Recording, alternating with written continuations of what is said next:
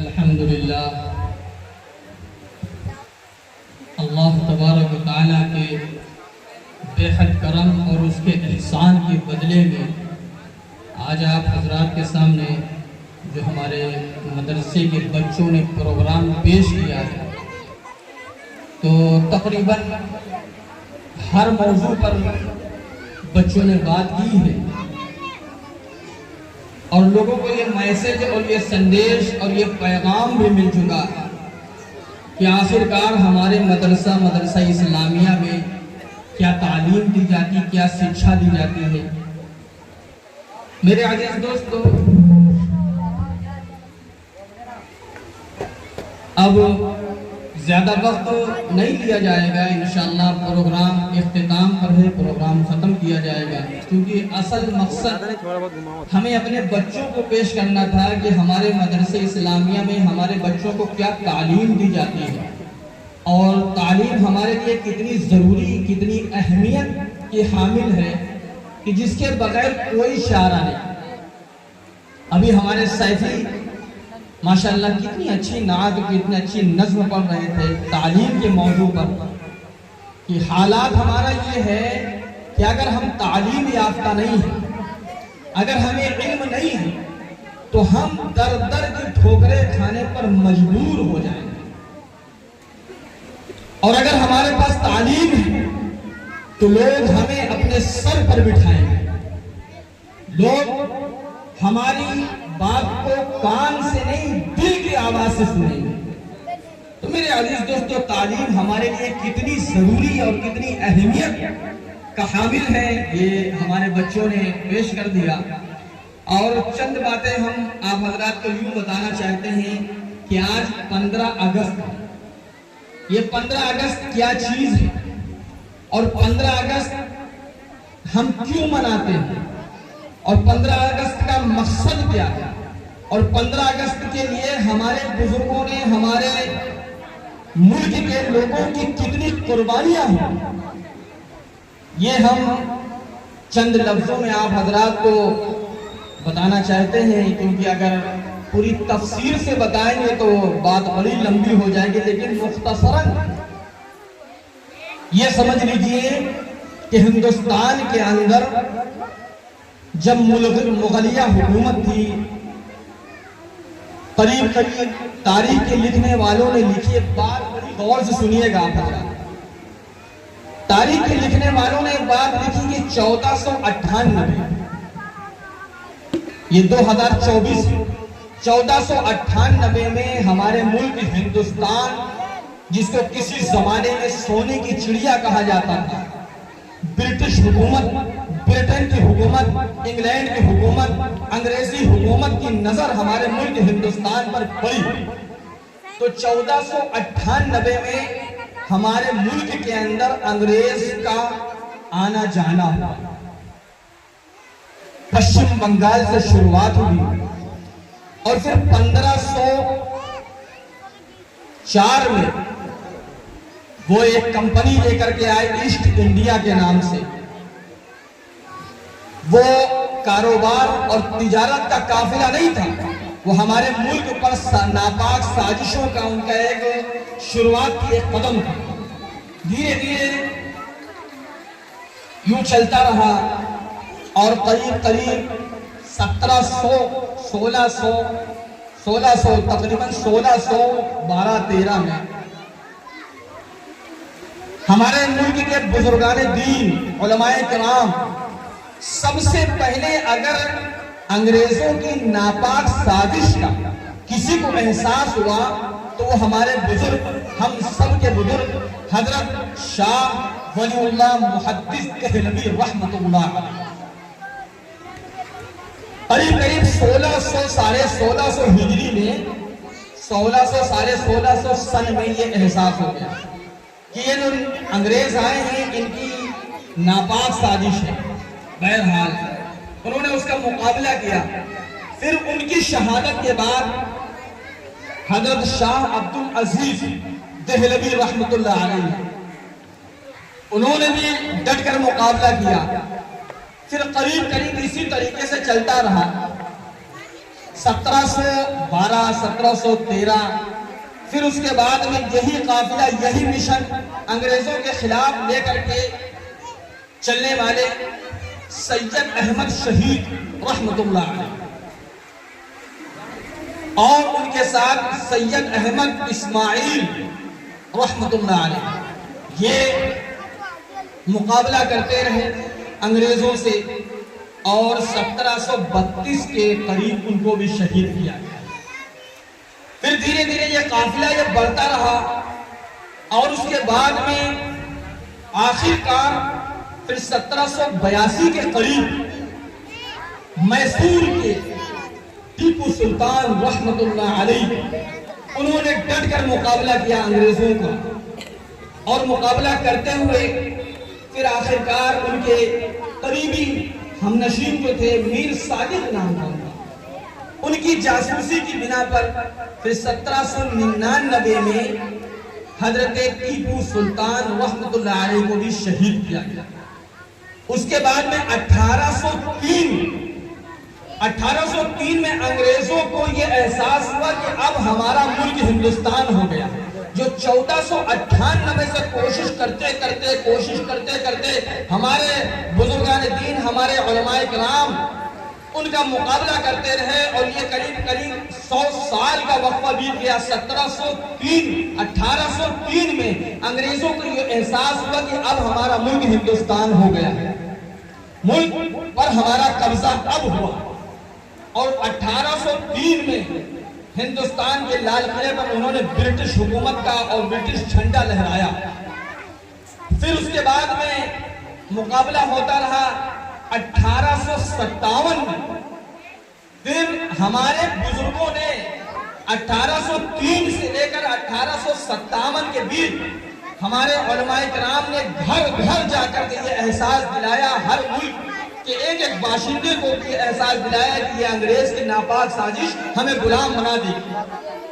और 1703 से लेकर 1757 के बीच घर घर जाकर के एहसास दिलाया। तब पूरा मुल्क एक रास्ते पर खड़ा हुआ, वो हिंदू हो या मुसलमान हो, वो सिख हो या ईसाई हो, सारे लोग एक प्लेटफॉर्म पर खड़े हुए। तब 1857 में और उसके बाद में फिर अंग्रेजों से डट कर मुकाबला किया और वो मुकाबला इतना जबरदस्त था कि उसमें तारीख के लिखने वालों ने एक बात लिखी कि करीब 5 लाख लोगों को एक साथ शहीद किया गया।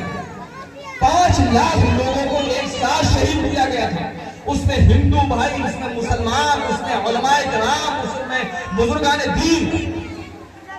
और तारीख के लिखने वालों ने एक बात और लिखी कि इन 5 लाख में 5000 उलमाए किराम थे जिनके सीनों में कुरान था, जिनके सीनों में हदीस इल्म था, जिनके सीनों में विलायती थी। 5000 उलमाए किराम शहीद किए गए। एक तारीख के लिखने वालों ने लिखा है कि 5000 नहीं 50,000 उलमाए किराम उसमें शहीद हुए, तारीख के 2 लिखने वालों ने। और यहीं से जो मिशन तकरीबन शुरू हुआ है 1857 से लेकर एक प्लेटफॉर्म पर जब खड़े होकर हिंदू मुसलमान जब अंग्रेजों का मुकाबला किया गया है, उसके बाद में एक और आपको बात बता दें, 1857 के बाद जब इतने उलमाए किराम शहीद हो गए तो उस वक्त के बुजुर्गान दीन हजरत शेखुल हिंद मौलाना महमूदुल हसन गंगोही रहमतुल्लाह अलैह उनको ये बात का एहसास हुआ कि इतने उलमाए किराम शहीद हो गए, अब हमारे मुल्क, हमारे हिंदुस्तान और हमारे सोने की चिड़िया को क्या होगा। उन्होंने सोचा कि अब उलमाए किराम इतने शहीद हो गए, कोई इसका रास्ता बनाना पड़ेगा।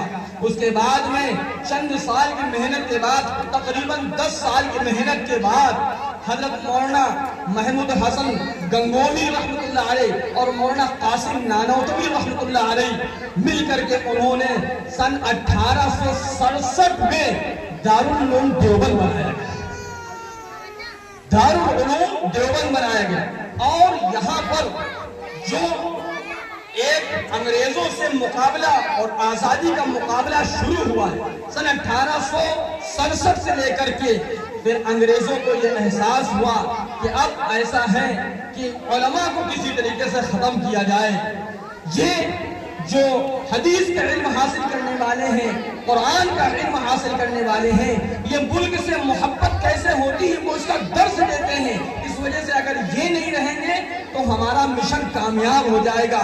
तो तारीख के लिखने वालों ने एक बात और लिखी है कि दिल्ली के चांदनी चौक से लेकर लाहौर की जामा मस्जिद तक, दिल्ली के चांदनी चौक से लेकर लाहौर की जामा मस्जिद तक कोई ऐसा दरख्त, कोई ऐसा पेड़ नहीं था जिसमें किसी भी उलमाए किराम को शहीद करके उनकी गर्दन न लटकाई। ये हमारे बुजुर्गों की कुर्बानियां हैं। उसके बाद में मेरे अजीज दोस्तों, सन करीब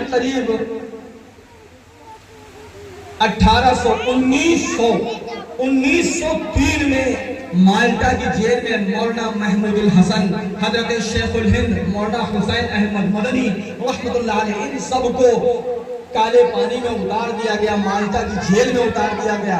उसके बाद में मेरे अजीज दोस्तों, इन्हीं हमारे बुजुर्गों का मिशन चलता रहा, मिशन चलता रहा, मिशन चलता रहा।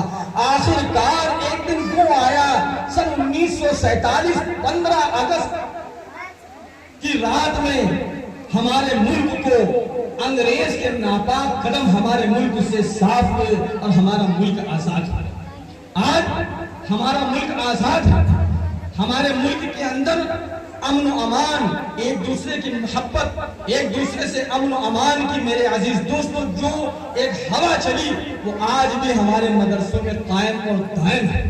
अभी आपके सामने हमारे बच्चों ने प्रोग्राम पेश किया, आपने देखा कि हमारे बच्चों ने इंग्लिश में भी आपको लेक्चर देकर के दिखलाया, हमारे बच्चों ने अरबी में देकर दिखलाया, हमारे बच्चों ने बयान भी किए, लेक्चर भी दिए, स्पीचें भी दी। अल्लाह तबारक व तआला से दुआ करें कि अल्लाह तबारक व तआला हमारे इस मदरसे को और हमारे इस मिशन को, हमारे उलमाए किराम, हमारे बुजुर्गान दीन के तर्ज पर इसी तरीके से चलने वाला बना दे। ये मदरसा क्या है, हम आपको चंद वाक़े, 2 वाक़े बता देना चाहते हैं। उसके बाद में फिर हम अपनी बात को खत्म करेंगे इंशाअल्लाह। ये चंद बातें थी जो जरूरी थी, मालूम करना बहुत जरूरी थी। आज असल में वजह ये है कि हमारा मुसलमान भाई हमारी तारीख ही नहीं जानता कि हम हैं क्या। हमसे ये कह दिया जाता है कि हम गद्दार वतन हैं। नहीं, हम वो है कि जहां पर आपका पसीना बहेगा हम खून बहाने के लिए तैयार हैं। हम मुल्क की मोहब्बत में अपने आप को कुर्बान कर देंगे। और क्यों ना कुर्बान करें, अल्लाह के नबी सल्लल्लाहु अलैहि वसल्लम ने एक मौके पर इरशाद फरमाया था कि मुल्क से मोहब्बत भी ईमान की अलामत है। जब अल्लाह के नबी सल्लल्लाहु अलैहि वसल्लम को बैतुल्लाह यानी हरम शरीफ छोड़ने पर मजबूर किया गया था, मदीना मुनव्वरा हिजरत करने पर मजबूर किया गया था, तो अल्लाह के नबी सल्लल्लाहु अलैहि वसल्लम जब मक्का मुकर्रमा से बाहर निकले तो घूम घूम कर अपनी बस्ती को देख रहे थे और फरमा रहे थे कि हम तुमसे बिछड़ना नहीं चाहते थे, हम यहाँ से जाना नहीं चाहते थे, लेकिन हमारे साथियों ने हमें रहने नहीं दिया। तो मुल्क से मोहब्बत, गांव से मोहब्बत, इलाके से मोहब्बत ये ईमान की अलामत हुआ करती।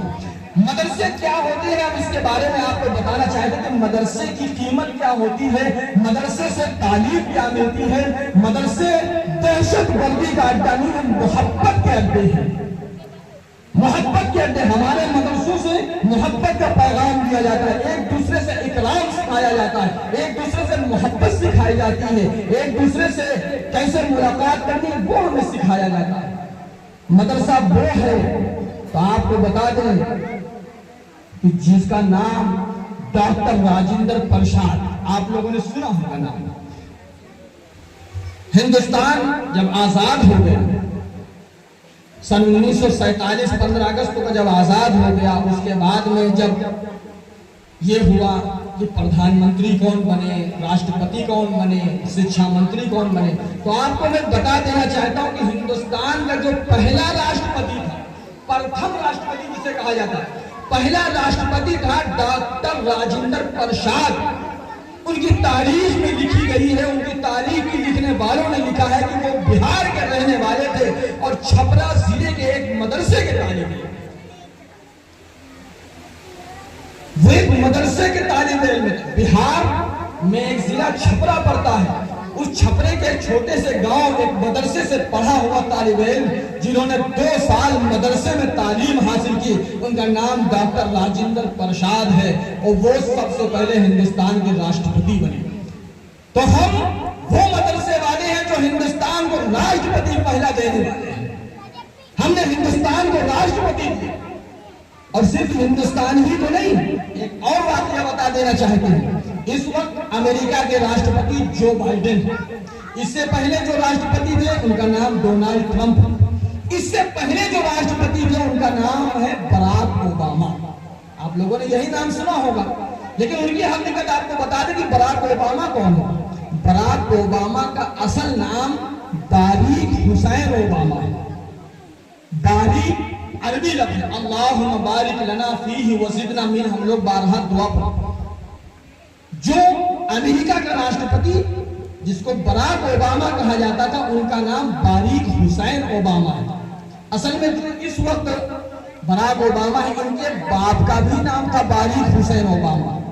और ये अफ्रीका मुल्क है, अफ्रीका का एक मुल्क केनिया है, वहां एक मुसलमान जिनका नाम बारिक हुसैन ओबामा था, उनकी औलाद ये बारिक हुसैन ओबामा है। कैसे हुई? बहरहाल उन्होंने एक मुसलमान से उनका निकाह हुआ, निकाह होने के बाद वो अमेरिका आ गए। अमेरिका आने के बाद अभी बराक हुसैन ओबामा जो है मौजूद वो नहीं, इनके बाप का भी यही नाम था, बारिक हुसैन ओबामा उनके बाप का भी नाम। तो इनकी विलादत, इनकी पैदाइश से पहले इनके बाप का इंतकाल हो गया। जब बाप का इंतकाल हो गया तो जो बारिक हुसैन ओबामा की अम्मी जान थी, जिनके शौहर का इंतकाल हो गया था, तो उनका फिर निकाह हुआ एक इंडोनेशिया के आलिम दीन, एक इंडोनेशिया के मुसलमान से उनका निकाह हुआ। तो जब वो इंडोनेशिया जाने लगी तो उन्होंने सोचा कि ये मेरा बच्चा जो बराक हुसैन ओबामा है, इसको हम लेकर के चले गए, यतीम बच्चा है। बहरा वो इंडोनेशिया गए। इंडोनेशिया जाने के बाद 7 साल की उम्र थी, समझिएगा 7 साल की उम्र थी। तो बराक हुसैन ओबामा को इंडोनेशिया की राजधानी जकार्ता में, इंडोनेशिया की राजधानी जकार्ता में कम से कम 5 साल मदरसे में बराक हुसैन मैंने तालीम हासिल की। ये मदरसे की हकीकत है। और तालीम हासिल करने के बाद फिर वो अमेरिका पहुंचे, इत्तेफाक ऊपर वाले ने इज्जत बख्शी, आखिरकार वो राष्ट्रपति बने, अमेरिका के राष्ट्रपति। तो सिर्फ हम बताना ये चाहते हैं कि ये जो मदरसे होते हैं ये दीन के खूंटे होते हैं, ये दीन के खूंटे होते हैं। और सिर्फ दीन के खूंटे नहीं, ये दुनिया के भी खूंटे होते हैं। हमें दुनिया कैसे चलानी, तो हम मदरसे वाले वो हैं कि हिंदुस्तान को भी हमने पहला राष्ट्रपति दिया, और आखिरकार हमने बराक हुसैन ओबामा, जिनका नाम बारिक हुसैन ओबामा है, अमेरिका को भी राष्ट्रपति दिया। ये मदरसे के पहले हुए बच्चे हैं। तो मेरे अजीज दोस्तों, हमारी बात सिर्फ मुख्तसरन ये समझ लीजिए कि ये मदरसे ये ऐसी तालीम हमें मुहैया करते हैं, हमारे बच्चों का फ्यूचर बनाते हैं, हमारे बच्चों का कल, हमारे बच्चों का मुस्तकबिल बनाते हैं। ये बच्चा हमारा आगे चल के आलिम दीन बनेगा, या मुफ्तियान किराम बनेगा, या IAS IPS बनेगा, या डॉक्टर बनेगा, या इंजीनियर बनेगा। ये हमारे मदरसे में तालीम अल्हम्दुलिल्लाह दी जा रही है। और हम तो कुछ नहीं, ये हमारे मुदर्रिसीन हाफिज मोहम्मद शुआइब साहब, हाफिज शहीम साहब, और ये हाफिज मुईन साहब, और हमारे ये खवातीन मुदर्रिसा बेचारी, इनकी खिदमतों का नतीजा है, इनकी मोहब्बतों का नतीजा है कि चंद पैसों में, बहुत कम इनकी तनख्वाहें हैं, चंद पैसों में गर्मी, सर्दी, बारिश को बर्दाश्त करते हुए बच्चों का फ्यूचर बना रही हैं, बच्चों का कल बना रही हैं, हमारे बच्चों का मुस्तकबिल बना रही हैं। असल हमारे बच्चों के माँ बाप, और असल समझ लीजिए यही है, क्योंकि हमारे बच्चे आगे चल के आलिम बनेंगे, या IAS IPS बनेंगे, हम नहीं बना सकते। ये हमारे बच्चों के स्टूडेंट, हमारे बच्चों के ये उस्ताद ये सब मेहनत कर रहे हैं। अल्लाह तबारक व तआला से दुआ है कि अल्लाह तबारक व तआला हमारे इस मदरसे को इसी तरीके से मेहनत के साथ जारी और सारी फरमाए और अल्लाह तबारक व तआला इसके लिए सदका जारिया बनाए और हमारे बच्चों को भी और हमारे वालिदैन को भी। आज हमारे वालिदैन का पैसा दुनिया के हर कोने में खर्च हो जाता है, लेकिन याद रखें जो हम अपने बच्चों को तालीम के ऊपर पैसा खर्च करेंगे इसका भी हमें सवाब मिल रहा है। ये सदका जारिया है। हम अपने बच्चों की तालीम पर जो पैसा खर्च कर रहे हैं ये भी, तो हमारे बच्चे कोई माँ बाप जो है वो भी बड़ी काबिल एहतराम है, वो भी बड़े काबिल एहतराम है कि मेहनत मजदूरी करके साइकिल से लखनऊ जा रहे हैं, मेहनत कर रहे, दिन और रात मेहनत कर रहे हैं और इस नीयत से मेहनत कर रहे हैं कि हमारे बच्चों की पढ़ाई का खर्चा ना हो, हमारे बच्चे तालीम हासिल कर ले। तो मेरे अजीज दोस्तों, हमारे वालिदैन भी अल्हम्दुलिल्लाह, उनको भी अल्लाह तबारक व तआला की जानिब से मुबारकबाद पेश करते हैं और हमारे मुदर्रिसीन को भी और हमारे बच्चों की हौसला अफजाई में भी और हमारे गाँव के लोग, हमारे शहर के लोग, हमारे इलाके के लोग जो हमारा ताउन कर रहे हैं हम उसके भी शुक्रगुजार हैं। तो हमारा ताउन नहीं भी कर रहे हैं हम उनके भी शुक्रगुजार हैं, क्योंकि हमारा मदरसा चलेगा लिल्लाहियत के वास्ते, अल्लाह के वास्ते। हमें किसी को दिखलाना नहीं है, हमें सिर्फ और सिर्फ ये टारगेट है कि हम अपने बच्चों को तालीम दे दें। क्यों? क्योंकि जिहालत ऐसे नहीं खत्म होगी, जिहालत खत्म होगी सिर्फ और सिर्फ तालीम के जरिए से। आज हम मेहनत करेंगे, इसका हमें नतीजा मिलेगा इंशाअल्लाह 10 साल के बाद, 20 साल के बाद। आज हमने अगर दरख्त लगाया है तो हम आज ही फल नहीं खाएंगे, हमें 10-20 साल उसका इंतजार करना पड़ेगा। तो हम इंतजार करें और अल्लाह तबारक व तआला से दुआ करें, अल्लाह तबारक व तआला हमें भी कहने सुनने से ज़्यादा अमल की तौफीक नसीब फरमाए और हमारे बच्चों को पढ़ने से और हमारे गार्जियन, हमारे जो माँ बाप है बेचारे कहाँ से मेहनत से पैसा ला करके खर्च करते हैं, अल्लाह तबारक व तआला उन्हें भी अल्लाह तबारक व तआला उनकी रिज़्क़ में बरकत नसीब फरमाए और हमारे मुदर्रिसीन को भी अल्लाह तबारक व तआला और हिम्मत व अफ़ज़ाई फरमाए। अल्लाह तबारक व तआला से दुआ है कि अल्लाह तबारक व तआला हम तमाम लोगों को कहने सुनने से ज़्यादा अमल की तौफीक नसीब फरमाए। आमीन व आखिर दावाना अल्हम्दुलिल्लाह। आमीन।